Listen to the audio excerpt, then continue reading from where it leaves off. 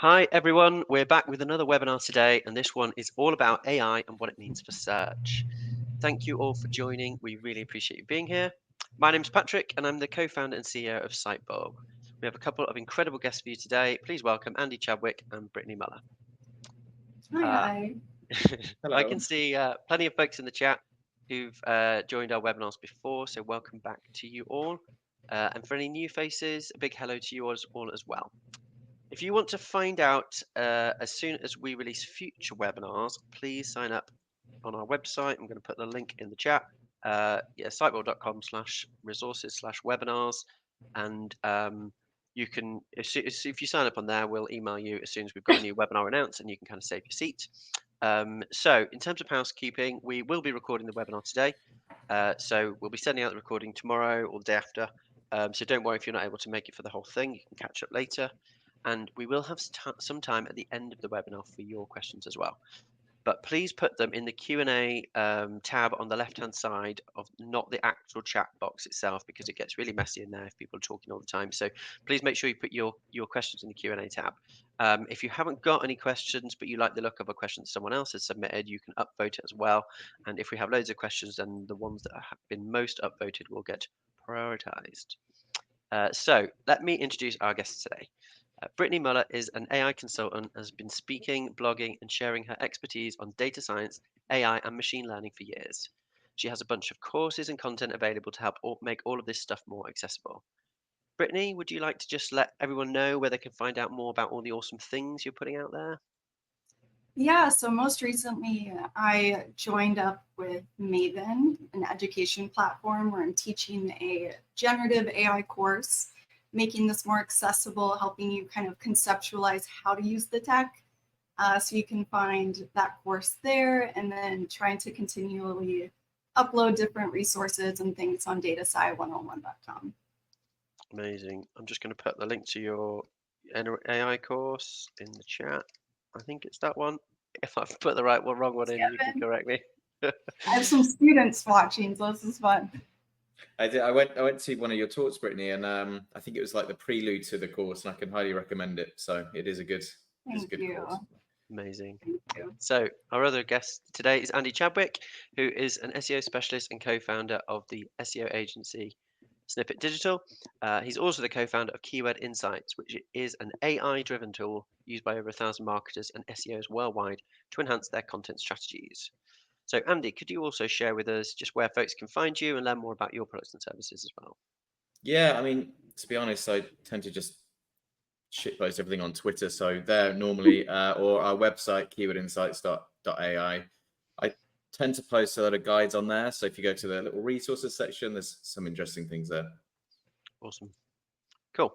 Okay, so I'm going to go on to our questions. Again, there will be time at the end for everyone else's questions, but I'll start with mine and we'll work through them. So I'd like to just start by setting the context. So we could have called this webinar Optimizing for AI Overviews, but we didn't want to restrict it to just Google. So what other AI outputs are there out there that we need to know about? You go ahead, Brittany. Okay. I was gonna say, I like how you asked the question, Patrick, because people kind of whitewash AI outputs, and we have to get really specific as to, are we talking about ChatGPT? Are we talking about AI overviews or Perplexity? They're all slightly different, right? And there's nuances to each. So in terms of, showing up in just more the general large language models like your ChatGPT, your Bard, it is a bit of a popularity contest with the sprinkle of randomness, right? So having more information online about your company, your product, your service around the proper entities and contexts that you're trying to associate yourself with will be hugely advantageous in the long run to show up there. And maybe I'll just start with that. Andy, what do you want to? Yeah, I mean, basically the same, but we get, I guess anecdotally, we get clients asking us, how do we appear on SGE, and clients asking us, how do we appear in ChatGPT answers, just to like really basic level.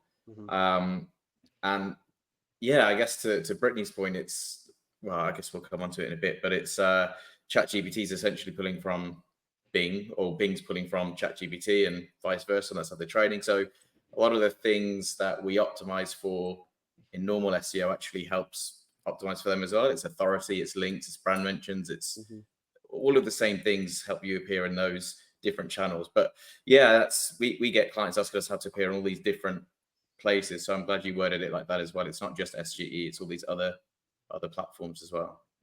Yeah. Awesome. Okay, so we'll dig into later, like I guess a bit more specifics, but you know, how do you start the process of optimizing for AI outputs then? Again, I guess you're presuming talking just blanket wide across all of them. Yeah, you know, let's not focus on any one at the moment, but if you were trying to sort of go, let's, you know, make something that's going to help us in the main, right? How would you approach that? So in tests we've been running for our, like, a lot of branded people, a lot of people concerned about that in the people we work with. If I go on ChatGPT and ask it, who would you recommend that sells steel doors in the UK? Generally speaking, the top 10 answers it spits out, there or thereabouts, the same 10 links that you see on Google. And the same if you ask the SGE and it comes up the list, it's almost the same results as you see. So, and I'm just setting one example. We've done that with loads. If I asked it, who would you recommend that sells roller shutters or radiators? I'm choosing really dull products here, but the answers it spits out are generally speaking the same ones we see ranking on the top search engines, Bing and Google. So the takeaway I have from that, and I've gone to prove it myself. I wanted to set out getting my own name. I wanted to type in ChatGPT, who is Andy Chadwick, and it now comes up with it. It didn't do that 6 months ago. It's because I put effort into making my name into an entity, building up the authority of it, and it works. So to answer your question from my point of view, it's a lot of the same stuff you would be doing anyway. It's driving links, it's building authority, it's making sure your name is an entity across various places, and just making sure that search engines, by search engines, I also mean the bots that train the data on, can find that information in the first place to train it, to bring it into that platform. What would you add to that, Britney? So I would optimize differently for different AI outputs. You can quite easily play the numbers game with Bard, with ChatGPT, because they're generalized outputs, right? They're kind of the view from nowhere, the average of everything. Something like AI overviews has a level of information retrieval, a level of quality associated with the outputs, because they're marrying that information retrieval and synthesizing the output with a language model. You don't necessarily always have that with these other large language models. So those, again, are more of a popularity contest. If I want to optimize for AI overviews and reading through Google's patent, it becomes more and more evident that you need to be showing up in other relevant queries. So they're not just looking at the query results for whatever you're searching for. They're actually inspecting other ranking URLs for people that search your query, that search this before or after, or in your area. There's levels to this in terms of context, entities. This is a big reason why you see so many people like Mike King talking about the advantages of schema markup, right? Because we can sort of continue to spoon feed search engines. Hey, this is what my company is. This is what we're about. But again, to Andy's point, it is like the SEO 101 traditional efforts of showing up and showing up high for that query, for other related queries. And it's interesting because I've been thinking a lot about how we tend to prioritize the high volume keywords, right? The high volume topics.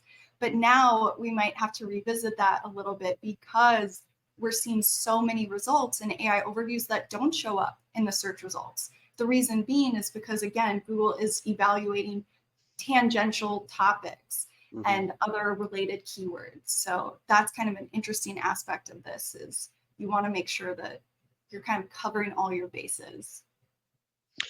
So do you, just on like optimizing for like the different platforms, are you would you go out and do something different for Perplexity, for instance? So I don't know exactly how Perplexity is put together, right? It's obviously a married function of a large language model and some form of information retrieval. I've been keeping an eye on just like global reach, market share from Google, ChatGPT, Perplexity. And like, yes, these tools are growing, but they don't hold a sliver of the overall market share that Google does.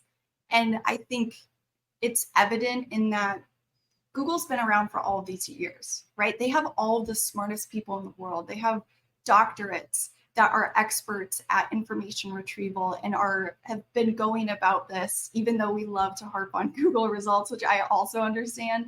But they really do have the smartest people in the world working on this solution of providing the best results.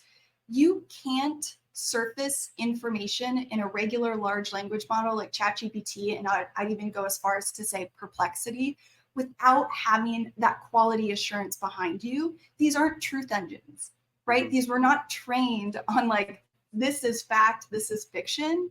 It was just fed everything. And so it regurgitates things about dogs playing in the NBA, right? From Air Bud or different blogs and stories. It has no ground truth.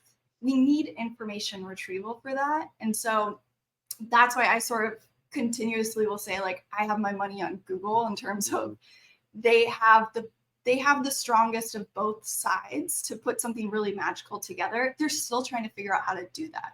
No one has successfully figured out how exactly to put all of this together. And there's a huge field of AI researchers that would argue LLMs have no business in information retrieval.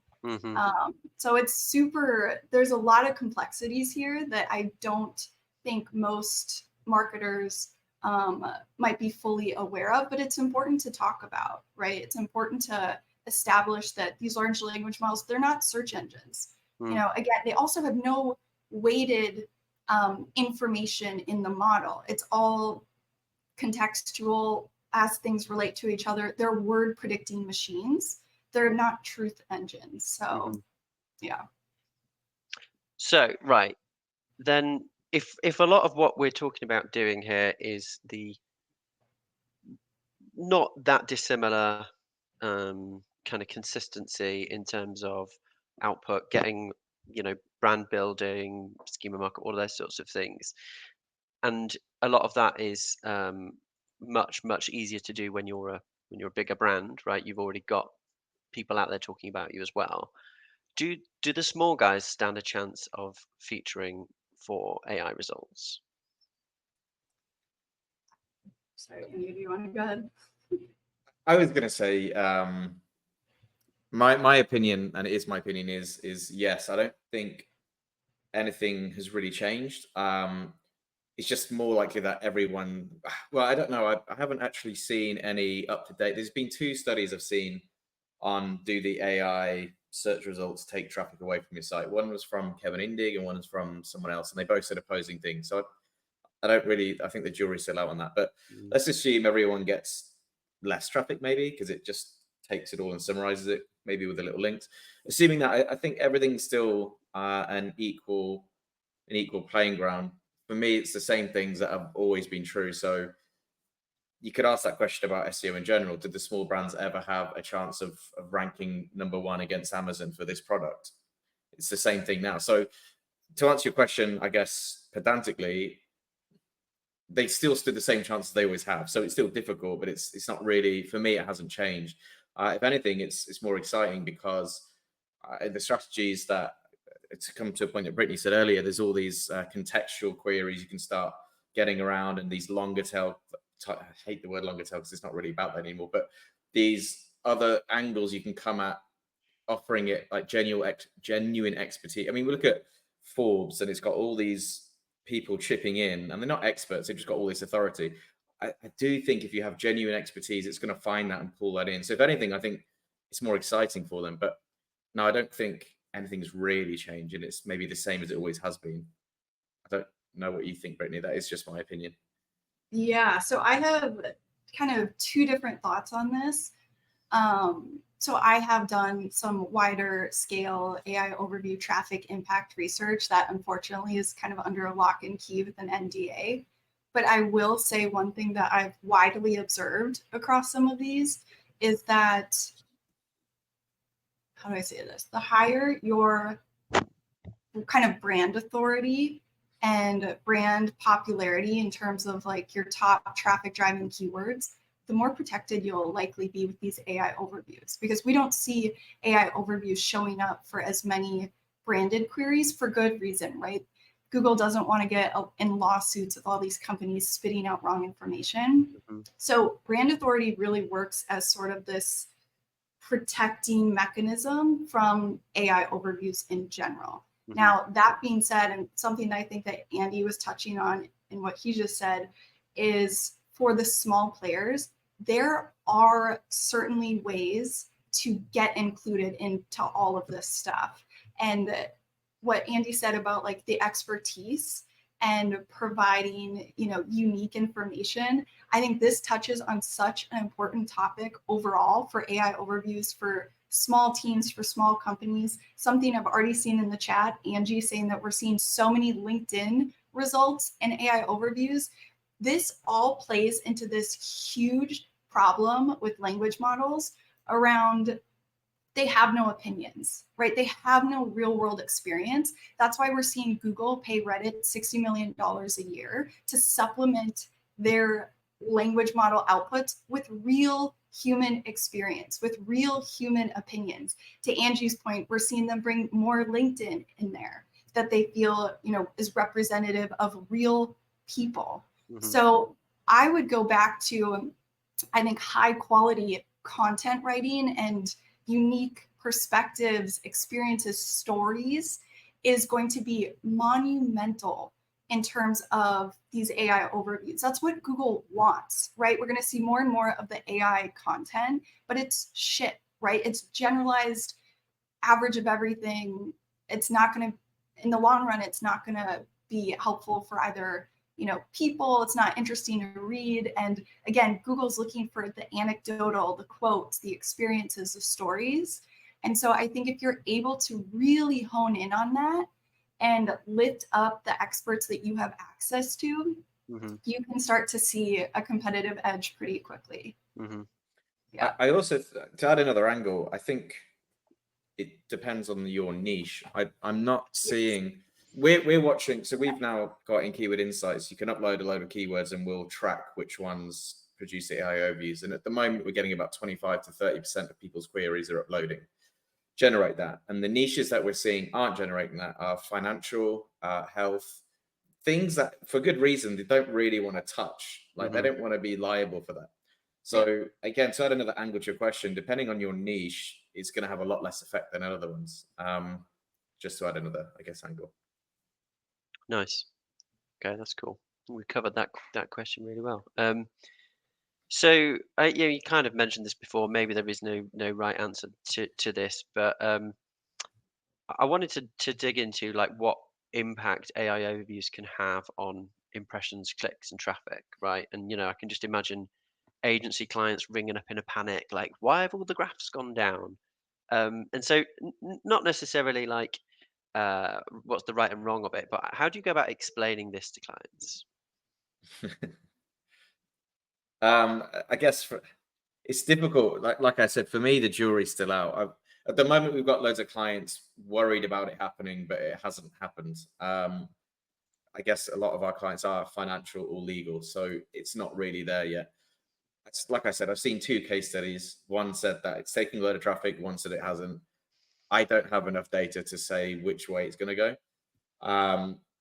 So to answer your question from my point of view, I've got no first-hand experience of having to explain that it has happened and what it means for them. I do have experience of putting together a strategy in case it happens and sort of caveating that, okay, we're going to lose a lot of traffic here, but depending again on your niche, it's different advice. If it's e-commerce, they're not going to. We still need to rank your products, so it's still your average, it's still, if I'm honest, it's still link building to articles and pushing that link equity to the product and category pages and ranking them. It's the AI is not going to steal all that.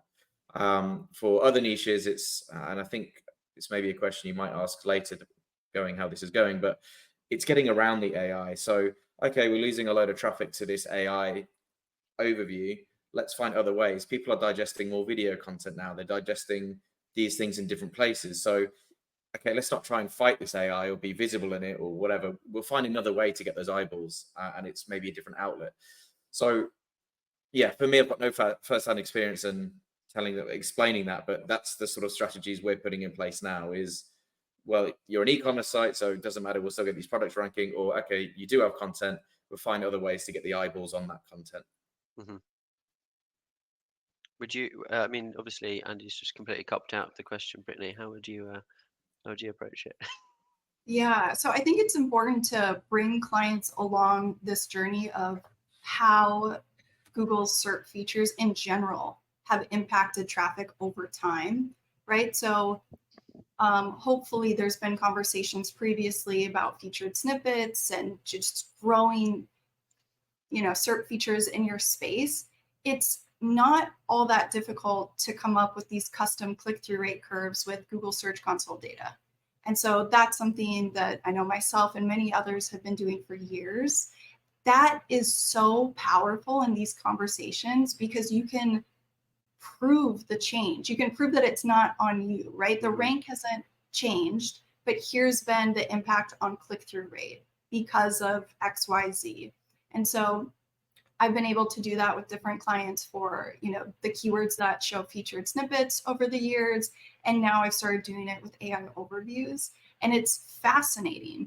It's fascinating how it is impacting their traffic and how we're able to predict like the percent of loss, if they're number 2, number 3, number 4, and just what that looks like. And then we use that for predictions moving forward.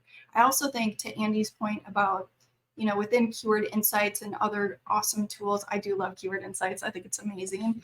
But you're able to quickly like create a pivot table, right, with AI overview keywords and ranking URLs and see, okay, these are our most at-risk pages.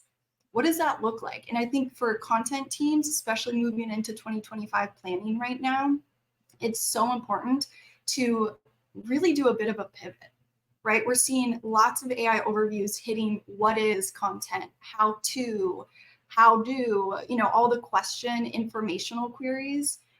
And knowing those pages that are kind of being taken over by the AI overviews, I would say, let's focus on the ones that it hasn't touched. Let's double down. Let's focus on how to expand your topic space for the other areas that are a bit more protected while not losing those informational queries, but maybe just not, putting quite as much into it. And so those sort of kind of narratives, stories, benchmarks, clear benchmarks defined in the data can really help have those healthy conversations. Otherwise, like, my heart breaks for SEOs that, people kind of point the finger at, like, what are you doing? Our traffic is down. It's like, well, actually, there's a lot that's out of their control, right? So having these conversations is actually so, so important. And it's great that there's, as an industry, we have some resources available to cultivate these in a way that makes sense. Yeah.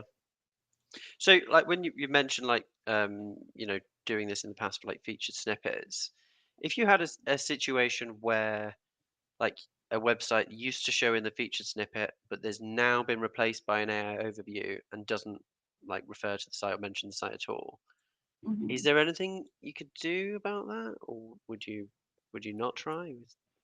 What would you do? My first go-to would be to include more, like, again, those human experiences, the unique stories, the quotes, evaluate what's ranking, right? I also feel like that's far too often forgotten in terms of competing in search. Is, are you even reviewing the top 10 results and what they cover? Are you reviewing what results are within the AI overview? What are the common themes here? What are the common topics? How can you cover that information better, right? How can you maybe make it more succinct, add in more anecdotal stuff? To Andy's point, is there a ton of videos, right? What's the medium in which these results are providing the information. So kind of taking all of that information, that will help you be more competitive. So just when we've been talking about the AI overviews and like, speaking with clients about the sort of SERPs and, the makeup of the SERPs, it's kind of like the AI overview is a bad thing.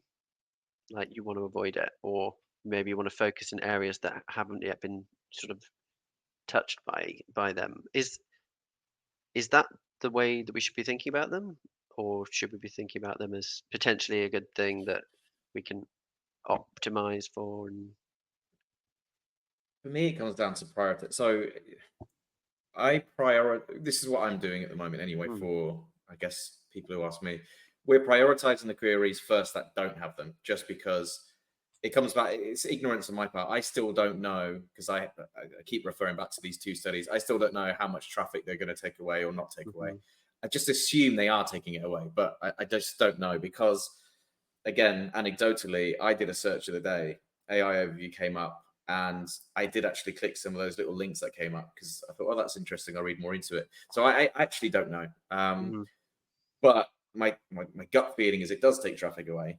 My gut feeling, it's not based on anything. In fact, as I said, my own experience says the opposite. But my gut feeling is it will take it away. So I'm prioritizing the ones that don't create that. It's actually why we span up that feature and keyword insight so quickly. We were doing a content plan for a client. I was like, shit, it'd be really handy if I knew which of these queries to prioritize first. That is to say, though, I wouldn't ignore the AI answers. If you read enough of them, and I have read enough of them, they start to become a pattern. Like you see with the featured snippets, it was always like, oh, to appear in a featured snippet, answer the question succinctly in 2 sentences. Like there was a pattern. You can start to see a pattern with the how-to questions, and there's invariably a way to get into them, and it's still worth doing 100%, because as I've said, anecdotally, I'm clicking those links. So for me, your question isn't don't bother with them. It's more of a prioritization thing. I'm prioritizing the ones that don't, but then I'm still going to move on to those ones and optimize for them as well. Right. Yeah, that makes sense. I love that. That would be my recommendation too, is like to prioritize by impact. So we don't necessarily know what keywords are driving certain conversions that are your end goal, but to work backwards from your end goal, right? What are the most high value pages that are converting X, whatever that is, and then evaluate the top traffic keywords for those pages and prioritize those, whether or not there's an AI overview, right? You can double down on different types of content, but I would certainly prioritize by impact, and also, just kind of wait to see what's going to happen, because as I said, like Google's still really starting to figure this out. Obviously, it didn't work very well at first when all of those crazy results came out, and they had to pull it back a bit, right? They had to say, okay, we gotta do something here. We have to pull in more qualitative search results versus letting a large language model go absolutely wild. So we're going to continue to see this metamorphosis of AI overviews and what that means. But yeah, to Andy's point, like prioritize by impact, certainly. Nice. Okay, so what about a situation that is like obviously bad? So your brand or your product or whatever is like appearing in an AI output, but conveying the inaccurate message. So like if it claimed your product was more expensive than a competitor when actually it was cheaper or something like that. How do you handle that sort of a situation? Yeah, these are, I haven't come across this yet, but these are the risks I'm thinking about. Basically, any of the risk optimizing for AI is you could have, inaccurate results, brand defamation, all these things. The only things I'm thinking about at the moment are things like active monitoring, setting up some sort of monitoring event for them to come through. So I think there'll be a massive space for AI tracking tools that pull that in. Couple that with some sentiment analysis. That is something that maybe we should just build that. That's something that I would want to be tracking right now. Social listening tools to start picking up on. Brittany will know more about this than me, because she's an expert in the information retrieval and things. But I'm worried if a couple of bad reviews get overweighting in that LLM, that can affect it. So some social listening tools, you can jump on it before the training data gets pulled through. I'm pretty sure that's how it works, but Brittany will tell me if I'm wrong. So some social listening tools there. I'm already thinking about these strategies, but yeah, that is one of my concerns. I made some little, I guess, notes here. So yeah, is there any like legal recourse as well that people we can reach out to change these? I just don't know. But for me, it's all about, yeah, social listening, tracking the AI overviews on purpose to see if that's happening, and just monitoring it, really. Yeah, that's super interesting. I love the idea about like tracking some of the social stuff in the reviews before it gets refed into a model to then be pumped out by these AI outputs.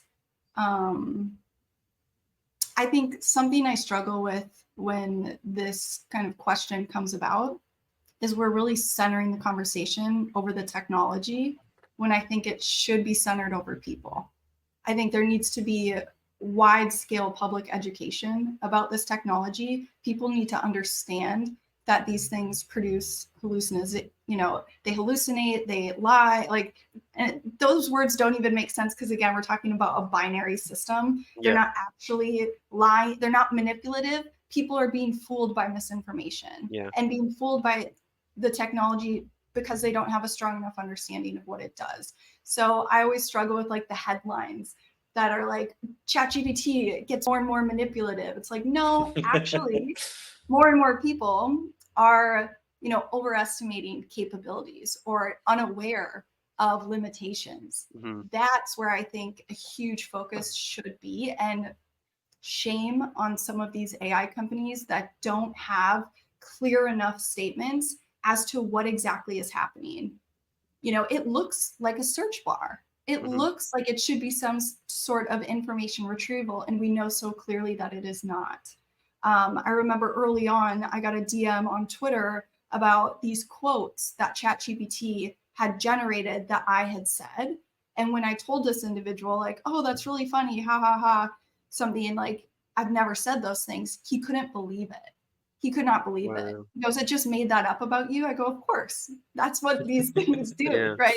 But until until you're familiar with that, you'll continually, run into that. And there's, easily a future where, they are much more prevalent than they are even today. And the large majority of people don't have that perspective. Like that's probably the most likely outcome is that they just, people happy enough to believe that it's just sort of magic and ta-da, there's the answer, right? That's what it means. Yeah, that's a scary part, because people are deploying this in ways that it should never be used in the first place. We're also talking about it in terms of like deterministic models and generative, which are two completely different things, right? And so again, I think like that lack of just like 101, which I think should fall on AI big tech shoulders to do a better job, is just unfortunately missing.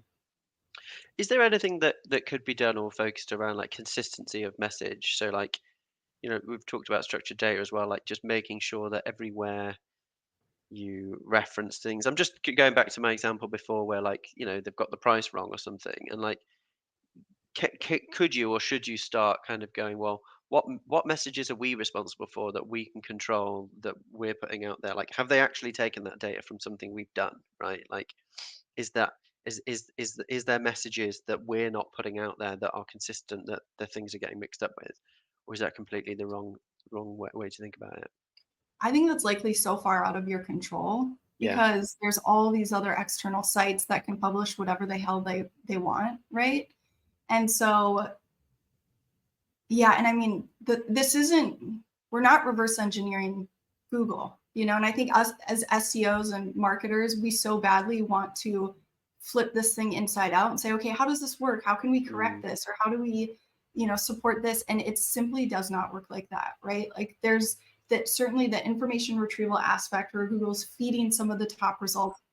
We too often forget these large language models, they operate on a distribution output. So they find if you put in this, the most commonly associated things around this, the most likely next word are these, but then they're stochastic, which means random. And the reason why they sound so human and interesting and get a little creative is because they have this sprinkle of randomness in determining which of those words to produce. And that leads to all sorts of issues, right? Because it's not deterministic, because it's not just information retrieval. There's an element of stochastic or randomness that throws things askew every once in a while, and there's really nothing that can be done about it. Hopefully Google would deploy some sort of, reporting system so you can flag things like we've seen with featured snippets and different things in the past. That's very likely something that will come about because Google can't cover all their bases either. And so they're trying to figure all this out as well. Yeah, it's tricky.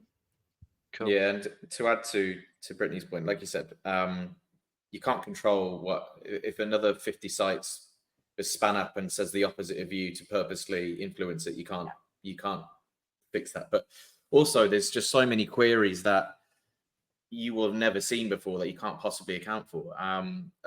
Like I said, the AI models are tending to stick away from anything health related now. But if I have such a weird, can I give my parrot paracetamol, like a weird question that has, I wouldn't even think to make that content, and then it hallucinates and comes up with an answer. I can't control that. It's just a random question that someone's asked that I wouldn't have even thought to make content about. So there's just too many variables to, I think, even try and mitigate against that to begin with. Let's not even go down the potentials of like negative AI SEO. I don't even want to think about that either. So we've talked a lot about kind of the present, I suppose, but this webinar is about future-proofing search. And like in order to do that, you kind of need to make some bets about where you think search is going in the first place. So my question is, how do you see the future of search over the next few years?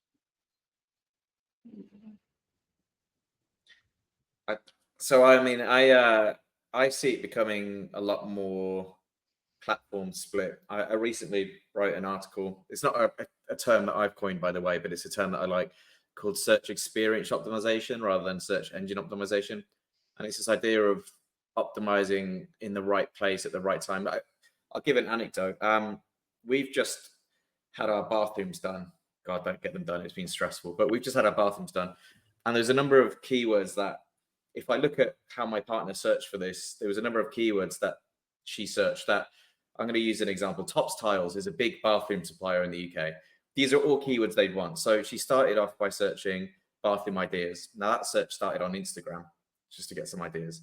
As she was going through it, she saw some cool gadgets. You know how you get these cool toothbrush holders that get rid of the UV and get rid of disinfectant. So she was like, oh, that's cool. Let's go to TikTok and search for other bathroom gadgets. So bathroom gadgets, another keyword that Tops Tiles would be interested in, is now on TikTok. She comes across the gadgets. Oh, that's amazing. All right, let's start buying. So bathroom tiles, that was back on Google again. Let's buy the bathroom tiles. How to tile a bathroom was over to YouTube, and then something else was somewhere else.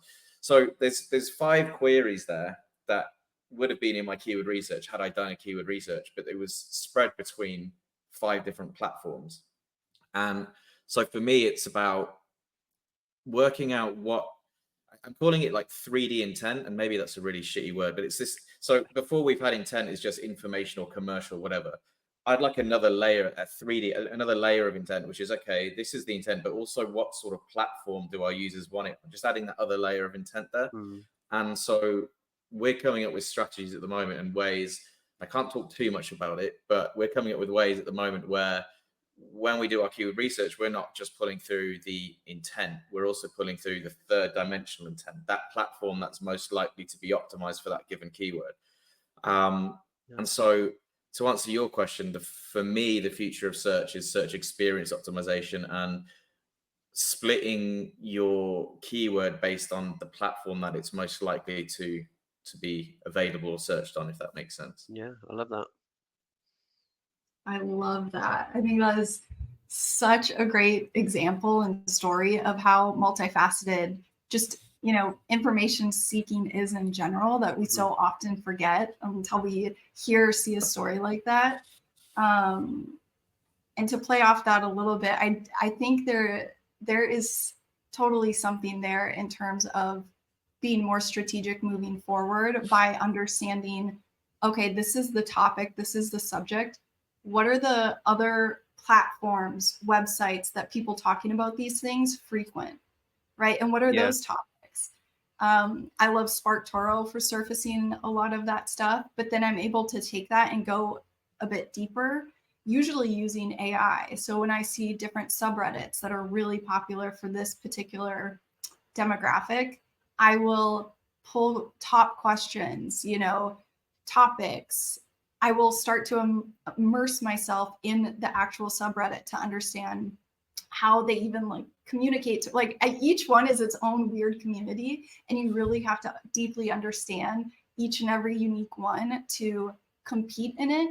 But I think understanding those platforms, getting really savvy in how you're providing value, how you're kind of marrying both the content, the strategy, and current trending topics is so brilliant in terms of kind of future proofing your strategy, getting included in things like Reddit, LinkedIn, different forums that, again, I think will have more weight moving forward because, again, they provide Google and search engines what large language models will never offer, and that's that anecdotal human experience.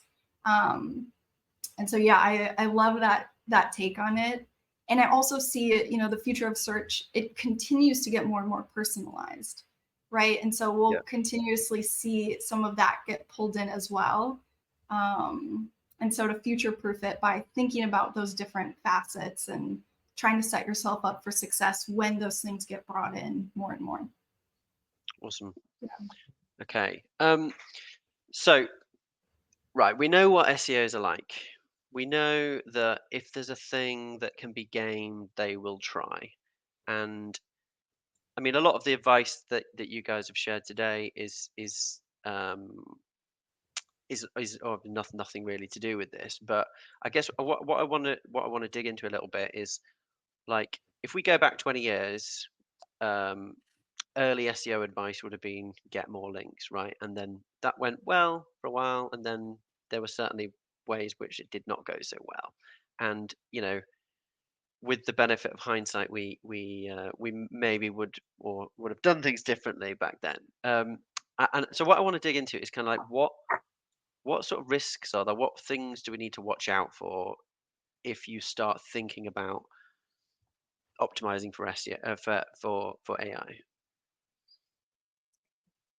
I guess for me, it's things like diminishing returns and opportunity costs. Like, I think time and we saw it with the bloody, what was it? The voice search thing that everyone. Do you know what? I never fell into that. When everyone was saying optimize for voice search, I'm going to tap my own trumpet here. I never fell for that. I was like, I'm never going to ask Google Home for something and then go and buy it. It just doesn't. But we saw it with that, and we saw loads of companies and SEOs and whatever putting resources into trying to optimize for voice search, which for me is just diminishing returns. It's spend that time and resource basically improving your products or services or other marketing strategies. So I don't know if that's really a sit on the fence answer, but for me, the biggest risk is that. Yeah, I guess that's a big one for me. Content quality, like just churning out crap as well. That's a big risk. So you start commoditizing all the content on your site, and then you've just got as generic as everyone else. Because I mentioned earlier, and I probably be risk of falling into my own trap here, there are patterns when you see these AI answers. Yeah. If everyone starts optimizing to all those patterns, everyone's going to start having the same content as well. So there's that risk as well. So for me, it's commoditizing your own content, generalizing your own content, and just it's a waste of time and money when you could spend that marketing doing something else. Awesome. Yeah, I could not agree more, Andy. The comparison to voice search is so funny.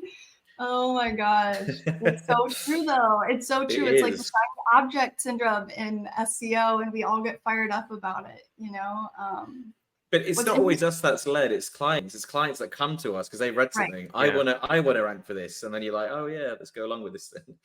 Yeah, what are we doing about AI overviews? This is gonna absolutely kill traffic. But it's affecting everyone. It's not one side or another being targeted.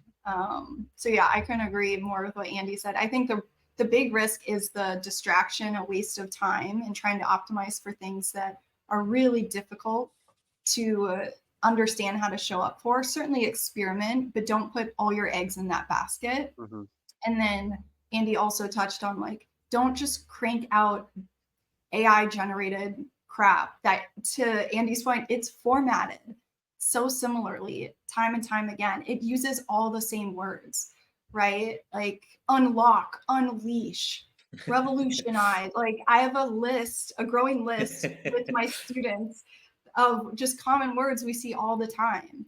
And it's insane. And anytime I see an email come in with one of those words in the subject line, I'm like, I'm not instant delete, like I don't need, you didn't even put the time in to like try. I don't know. So yeah, I would double down on high quality content. And again, I think, writers at the beginning of all this felt the most threatened. And I think incredible writers are going to be some of the most sought after professionals in the next couple of years. So I'm excited about that. Yeah, that unique input, right, and that unique experience is just going to be so important. Yeah. All right. I have a few more questions, but we are coming up to sort of 1:45, so we'll go through some of the submitted questions now. Again, just like kind of final reminder that if you've got any questions, please put them in, and kind of last chance to go in and upvote anything. So I'll be putting some on screen. So we'll start off with Chris's one here. So Chris has asked, Amazon is using AI for product reviews to summarize the reviews of an item. Do you expect e-commerce stores to adopt this approach, and do you think AI product overviews are the next big thing in e-commerce SEO?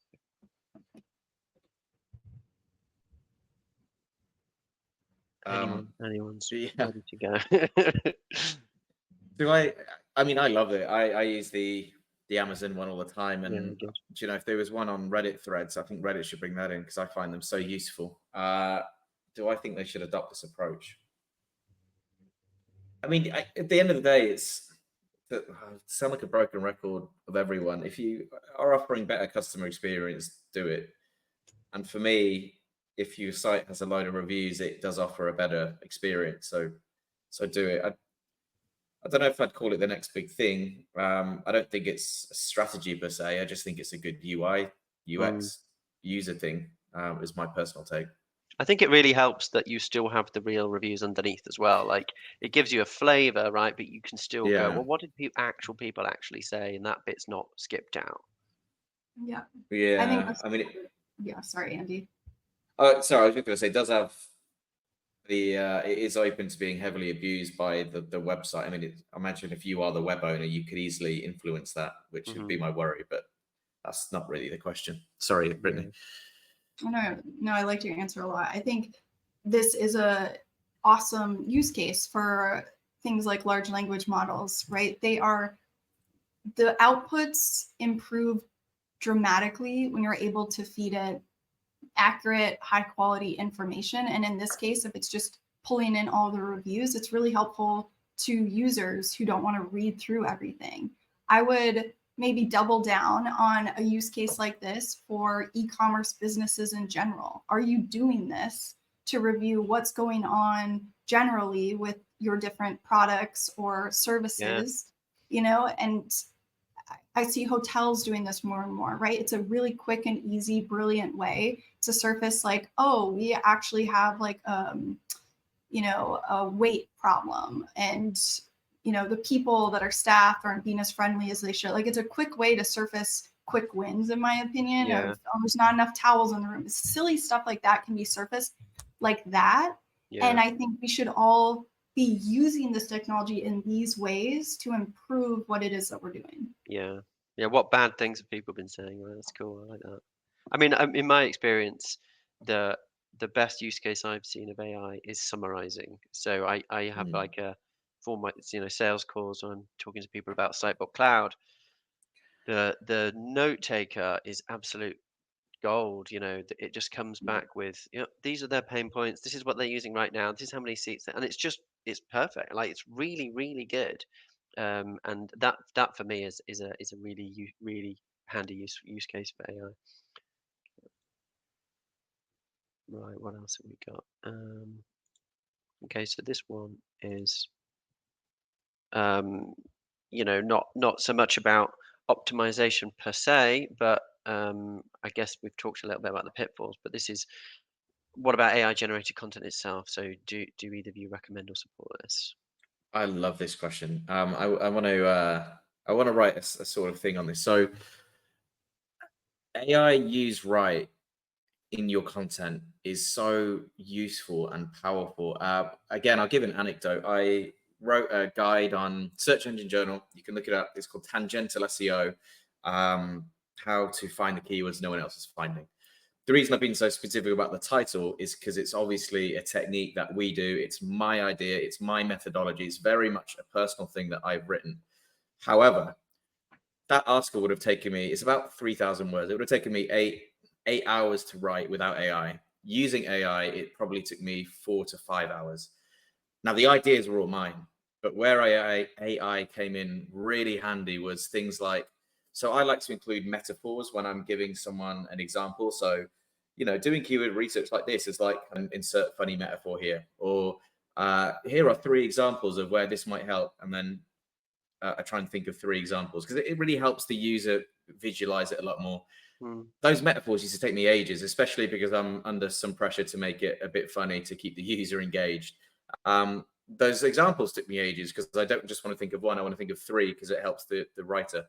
Also, I want to sound more intelligent, so I want to highlight paragraph. I used to spend ages like poring over my words and making sure it was worded correctly. So I use AI to help me write. I use it to write in metaphors. I use it to write similes. I use it to rephrase things to make me sound clever. I use it for that. I never have used it to generate, or maybe I use it to generate a quick description if the word is something that everyone knows. So if I talk about what is a page title, I might use it to just generate a paragraph because that's easy. But the ideas are all mine. It's just substantiating it, rephrasing it, metaphoring it, similing it. They aren't verbs, but you know what I mean. To quickly come up with those things, and yeah, that's my take on it. And when you can see that come through, for better or worse, some keyword insights. If you ever use that AI writer, it's not quite. I'll speak openly about it. It's not quite landing with our audience yet because our audience are expecting what they get with, I'm not going to name names, but some of these AI tools that just generate the whole 3,000 word article. Our AI writer doesn't do that. It's designed to do exactly what I've just said. And it's not quite landing, probably because we're not doing a good enough job at advertising that that's why and how you should use it. But because the people signing up and who Googled AI writers and we're ranking, they're expecting whole articles. We're not about that. And that's not how I use it. So I do support it when used correctly, if that makes sense. Yeah, totally does. Yeah. Brittany, I love that. you're bound to have I some love more that to so much. That was such a, I love hearing how you work with it to create something like the tangential SEO article, Andy, because I think to your point, like that is where it really can be an assistant of sorts to help you ideate or grow an idea for like the perfect metaphor, right? It's probably not generating you stuff that you say, oh, I'm taking that verbatim first output and putting it, you're working with it. It's this iterative process and it probably sparked additional ideas. So exactly, that I think that is brilliant. I personally struggle with like transitions in my writing. I just like don't think like that. I'm this like sporadic thinker. And so it really helps me with transitions. But I also think like aspects of this technology are valuable in crafting outlines. And so I, instead of, again, kind of going to Google search, reviewing all of the URLs on page 1, I could go to something like wordcrafter.ai, which I have no financial affiliation with. I just love it because it retrieves all of that information. It feeds it into a large language model, and then it synthesizes, here's what, you know, an outline or a brief would look like to be competitive in these current results we see today. That is taking so much work off my shoulders and off teams' shoulders that are trying really hard to compete and search for different keywords. It's accelerating that content creation process, to Andy's point, whether that be in like the writing stage or this kind of brief research stage. It's super, super helpful. And so that's where I see it working really well. But to Andy's point, like we need Andy's unique voice in the tangential SEO article. Otherwise it would fall flat, right? And so he's providing all of the ideas, the anecdotes, the stories, why this stuff works and how he's experienced it, which is why people want to read it, right? And so not losing sight of that, I like to call it like human-centered AI, making sure that we're constantly having someone in the loop and providing the content. I think the worst thing you can possibly do is get AI to generate a bunch of generalized articles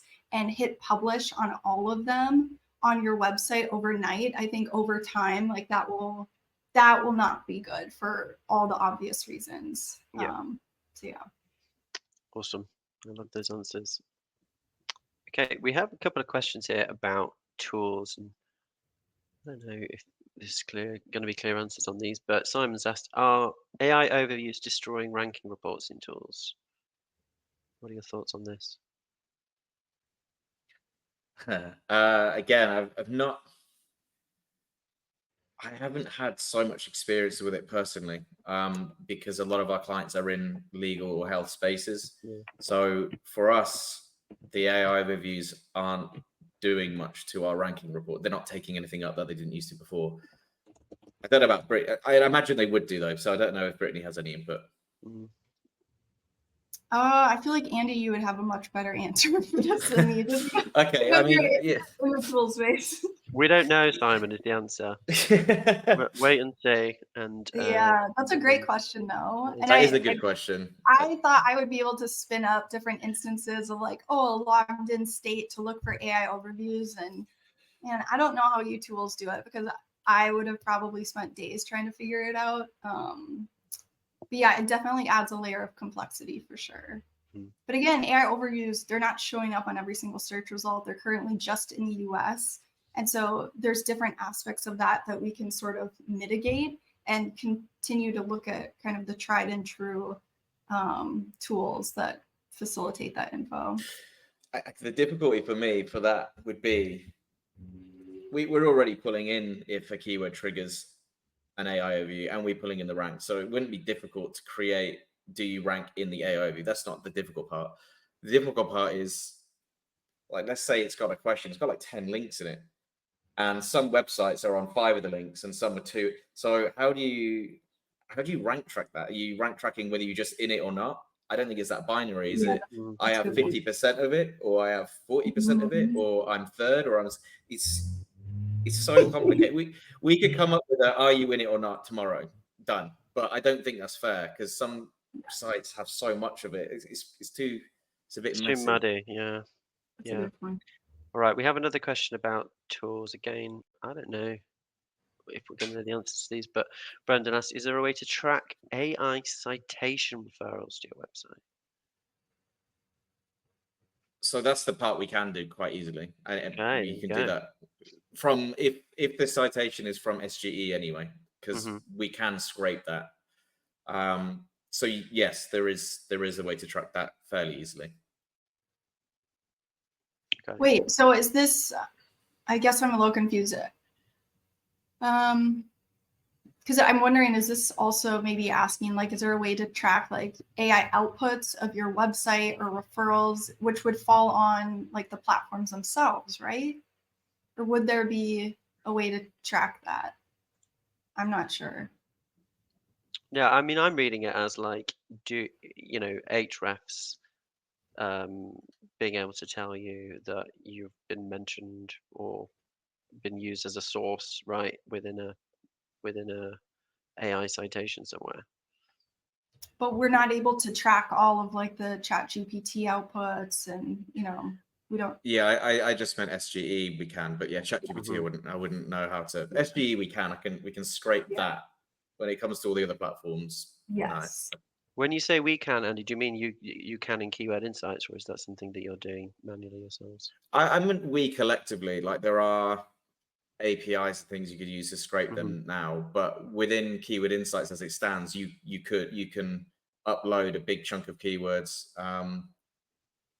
We don't currently tell you we show you if there's an AI output and we show you where you rank.